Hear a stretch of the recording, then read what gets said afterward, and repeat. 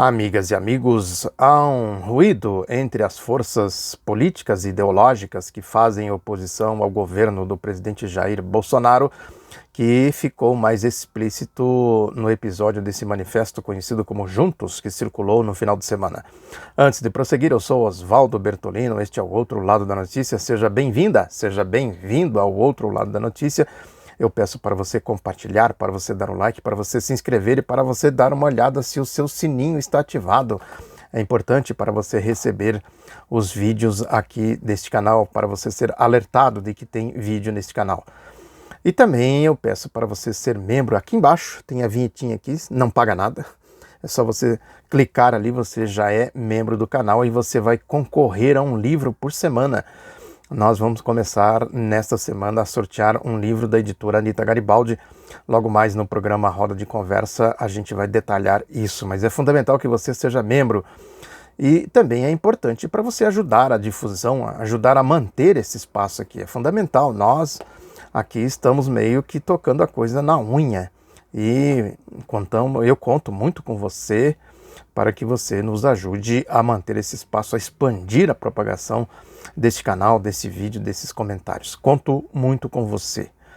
A questão do ruído ficou bem explícita quando os ex-presidentes Luiz Inácio Lula da Silva e Dilma Rousseff não assinaram este manifesto. O que circulou nos bastidores, nas redes sociais, é de que o ex-presidente Lula não teria concordado com o conteúdo, com o texto do manifesto, que não toca em questões como rompimento com o projeto neoliberal, não toca em questões de um afastamento do presidente Jair Bolsonaro. Enfim, tem coisas que são programáticas, podemos dizer assim, que despertaram discordância do ex-presidente Lula. É o que circula por aí, eu não sei se tem procedência ou não. Seja como for, tendo ou não tendo procedência, é um problema muito grave esse manifesto não ter a assinatura dos dois ex-presidentes. Eles marcaram aí o ciclo, né, democrático, progressista, um capítulo importante na história do Brasil, e nesse momento fundamental seria importante sim a participação deles nesse manifesto.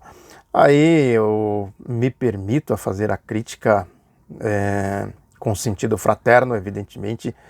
Eu não sou do time que exclui o PT, certamente não.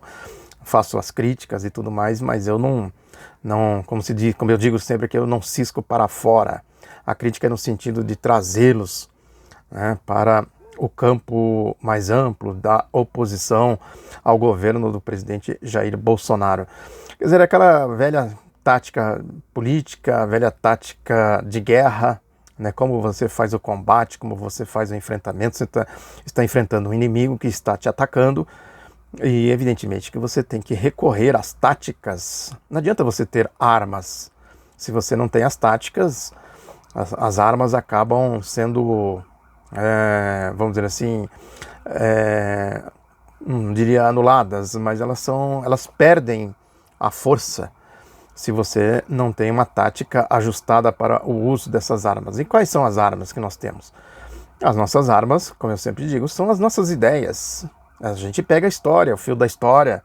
Eu sempre digo aqui, a gente pega a Revolução Francesa, a Revolução Russa, a Comuna de Paris, enfim, tudo, né? Todo o processo histórico que eu sempre falo aqui, no nosso caso aqui do Brasil, a abolição, a independência, a proclamação da República, a Revolução de 1930, né, a trajetória democrática do país, as constituições de 1946 e de 1988, são construções democráticas nacionais no sentido de ser patriota, né, a defesa da questão nacional, do Estado nacional, para que o país tenha a sua soberania, tenha, enfim, a sua autonomia, para que as suas riquezas sejam revertidas em benefícios para o povo, em termos de infraestrutura, ciência, tecnologia, conhecimento científico, etc, etc, etc, bem-estar social, essas coisas todas. Então, a gente, evidentemente, que tem que considerar essas questões todas quando a gente olha para a realidade de hoje, quando a gente olha para um manifesto como esse. Quer dizer, o que nós estamos enfrentando agora, neste momento? O que representa o governo do presidente Jair Bolsonaro? Eu fiz um editorial no meu site, outroladonoticia.com.br, vou deixar o link aqui para vocês darem uma olhada, que eu procuro exatamente resgatar esse processo. Quer dizer, a elite brasileira, ela sempre carregou entranhado na sua ideologia o escravismo, o ideal escravista, o pensamento escravista. E nesse pensamento escravista, ela recorre, para defender esse pensamento escravista, ela recorre a todo tipo de recursos, de todo tipo de ideologia. O conjunto de ideias que move o projeto desta elite, ela vai adotando, ela vai incorporando. As consequências, isso para ela não tem muita importância. Se vai haver torturas, assassinatos, banimentos, como foi em 1964, o regime dos latrocidas de 64. O importante é que ela defenda, que essa ideologia defenda os interesses e o ideal escravista desta elite. Ela vai se amoldando às realidades. Ela não se amoldou, por exemplo, ao projeto do Plano Truman, que eu sempre falo aqui, a expansão do regime norte-americano no pós-Segunda Guerra Mundial. Ela não aderiu, por exemplo, à marcha do nazifascismo com o golpe lá do Getúlio Vargas, em 1937, a ala fascista do governo do Getúlio Vargas, né, que pendeu para o lado do fascismo, e ele também pendeu para o lado do fascismo, do nazifascismo que estava surgindo naquela circunstância. Quer dizer, são fatos da história. Quando o ministro Celso de Mello fala do Adolf Hitler, que ele compara a tática do Bolsonaro com a tática do Adolf Hitler, tem tudo a ver exatamente por esse ponto de vista ideológico, no sentido de levar adiante um projeto. Não tenhamos dúvidas de que essa chamada direita de centro, ela não tem nenhuma simpatia pela esquerda. Quer dizer, ela não tem ela não conta com nenhuma possibilidade de aderir a um projeto de esquerda, um projeto progressista, né, um projeto democrático, de ampla democracia de massas, pela história, pela composição social, pela estrutura social brasileira. Agora, em determinadas circunstâncias, ela vai recorrer a uma organização política com a ideologia de extrema-direita, neofascista ou nazifascista, como foi em 1964 e como foi agora em 2018, a Marcha dos Cachorros Loucos. Quem estimulou a Marcha dos Cachorros Loucos? O golpe do impeachment contra a presidenta Dilma Rousseff. Quem foi, senão a direita de centro? A semente do golpe de 2016, ela foi plantada primeiro com a virada das manifestações de 2013 pelo Grupo Globo e o surgimento dos cachorros loucos organizados. Depois, a quadrilha que eles organizaram, a quadrilha Lava Jato, essa gangue dos lavajatismos, com Sérgio Moro, Deltan Dallagnol, Carlos Fernando Santos Lima, etc, etc. Né? E tudo isso, somos todos Sérgio Moro, depois somos todos Bolsonaro, o meu partido é o Brasil. Esses slogans, isso aí é tudo nazifascista. Isso vem de lá, vem da ideologia nazifascista. Os militares, por exemplo, golpistas, latrocidas, o Brasil grande, né, os slogans grandiloquentes da ditadura militar, ninguém segura esse país, ame-o ou deixe-o, essas coisas, esses slogans que surgiram aí na Marcha dos Cachorros Loucos, primeiro com os lavajatistas, né, gangues, verdadeiras gangues organizadas de corruptos, né, cachorros loucos mesmo, como eu sempre disse aqui. Depois entrou em cena, né, o bolsonarismo, ele se escondeu nas trapaças lavajatistas, conforme eu escrevi num editorial recente. E depois, aí veio o Grupo Globo, né, empurrando os cachorros loucos para as ruas, aquela história toda que eu sei que quem acompanha aqui sabe que eu tenho comentado isso aqui sistematicamente, reiteradamente, né? Agora, o que aconteceu? E também aí é importante fazer a distinção das coisas. No pós-eleição de 2018, né, houve o rompimento da facção lavajatista, da saída do capo, depois da saída do Sérgio Moro. Isso é importante, foi um marco aquilo ali. Depois que saiu o Sérgio Moro, o grupo bolsonarista radicalizou e a direita de centro também radicalizou. Quer dizer, aí começou, né, o Grupo Globo, sobretudo, né, com Sérgio Moro dizendo, isso aí, o Bolsonaro é isso, o Bolsonaro é aquilo, tal, tal, tal. Como se eles não soubessem disso, como se eles não tivessem participado disso. Quer dizer, essa distinção é preciso ser feita. O projeto de governo, né, o programa econômico do Lobão de Wall Street, de assalto, de roubo, né, de entrega de tudo, do país, essas coisas todas que eu tenho comentado aqui, da privataria, né, o assalto ao Estado, ao patrimônio público, ao orçamento, né, da União, imposto que o povo paga, como eles metem a mão no orçamento, isso é Lobão de Wall Street, é Paulo Guedes, tem tudo isso envolvido aí nesse governo Bolsonaro.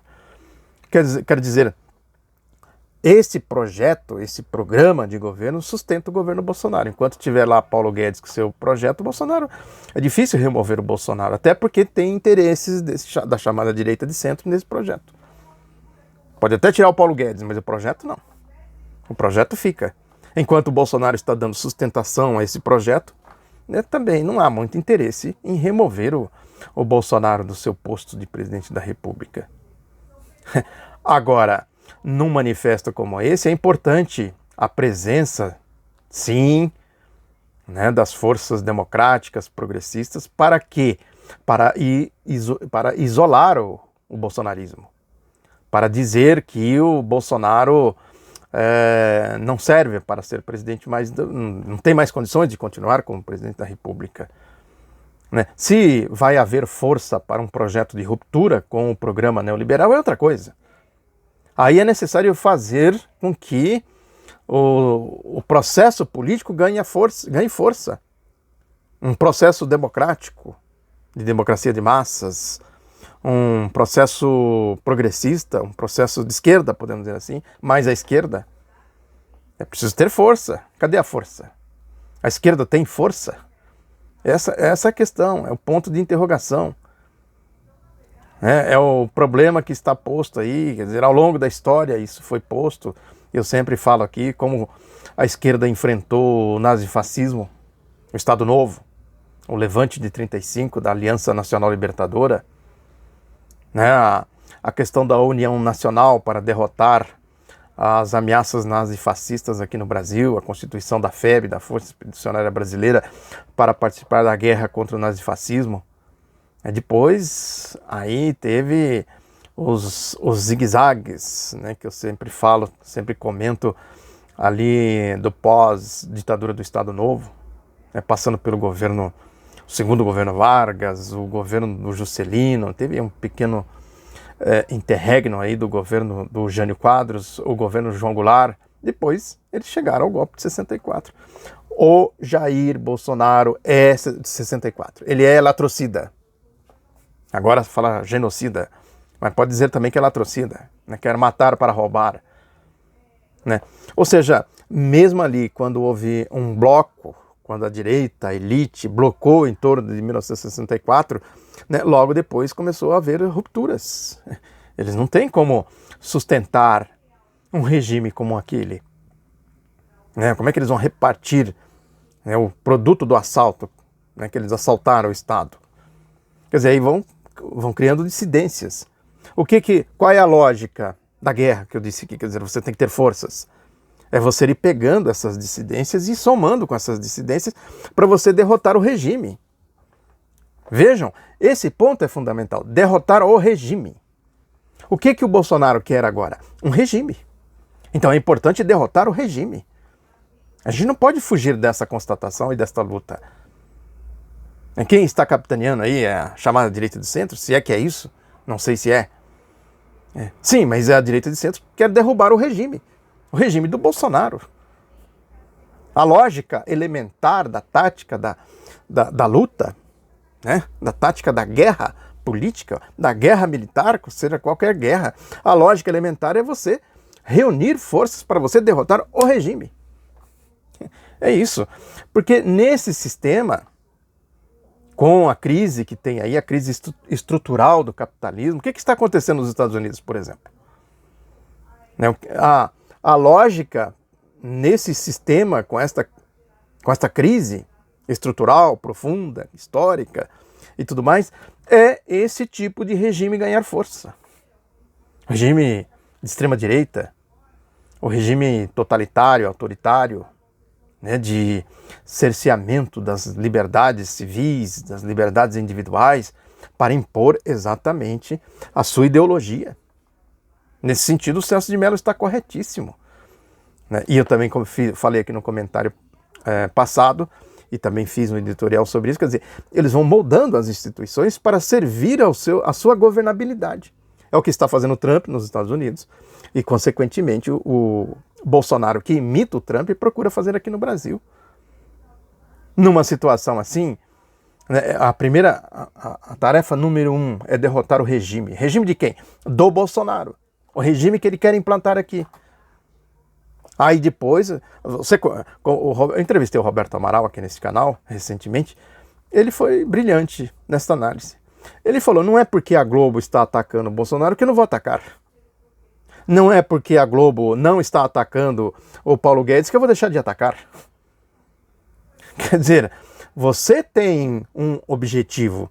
Se você está junto e outras forças, se outras forças estiverem juntas nesse objetivo, por que você vai... Não, sai para lá, eu não quero andar com você. Se você está com o mesmo objetivo, que o seu objetivo é derrotar o regime, atacar o regime. Não faz sentido, não tem lógica. Na lógica política isso não funciona. Isso fica parecendo um pouco de pregação pueril. Eu sou puro, não me misturo com esses outros aí, que não sei mais o quê. Agora isso leva a quê? Resulta em quê? Ganha quem? É só simplesmente dizer que eu sou bom, eu sou puro, isso aí é tudo, isso não presta e tal. Aí o outro lado procura dizer, vocês também não prestam. Aí, quer dizer, aí não se vai para lugar nenhum, é assim que se criam os impasses. Enquanto isso, o bolsonarismo vai cavalgando, vai caminhando. Não faz muito sentido. Quer dizer, não agrega, não tem soma de forças, agregação de forças. É evidente que a direita procura isolar o lulopetismo, eu sempre comentei isso aqui, que chamam de lulopetismo, é a esquerda, né? É ilusão a gente achar que eles estão de bem com a gente, com a esquerda, né? Com os patriotas, democratas e etc. Mas eles precisam, sim. Se eles precisam desses setores, esses setores também precisam deles. Nesse momento, quer dizer, você tem que somar forças para você derrotar o chamado inimigo principal. Na medida que eles fazem esforços para jogar o tal do lulopetismo para fora da liça, da luta, né, o lulopetismo, por sua vez, faz também a sua parte para ser jogado para fora. Vocês não me querem? Também não quero vocês. Isso é meio infantil, né? O famoso esquerdismo infantil, né?